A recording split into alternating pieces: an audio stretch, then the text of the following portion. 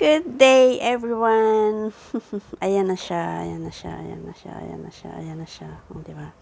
Thanks God, thanks God, thanks God. So, ayan siya nung kahapon ba yun? Nung kababaha pa lang. So, ayan yung nakaligtas. Ayan yung hindi inabot ng baha na namin, na palay. So, maganda pa din naman, di ba? So, madami pa din naman ang nakaligtas. So, ayan. Pero, sobrang thankful talaga at sobrang blessing talaga. Kasi, tingnan mo, yung farm namin, napapalibutan siya ng tubig. So, parang yung farm lang namin yung hindi naubos na baha. O, di ba? Happy and sad yung feeling. Kasi, happy kasi hindi naubos yung palay namin na nasira.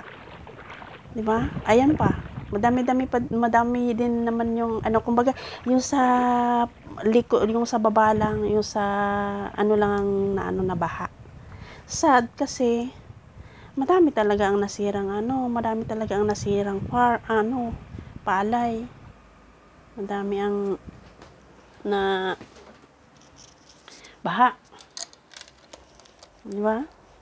So, ibig sabihin, next month, naghihirap sa amin yung iba kasi yung dapat naaanihin, walang maaani kasi binahanga. So, alam mo yung nakakaiyak yung pinagpaguran nila tapos bigla lang nawala ng ganun-ganun na lang. So, thanks God kasi, ayan, kahit paano, okay pa din. Andyan pa din. Diba? Konti lang, siguro less, basta konti lang naman yung na-damage.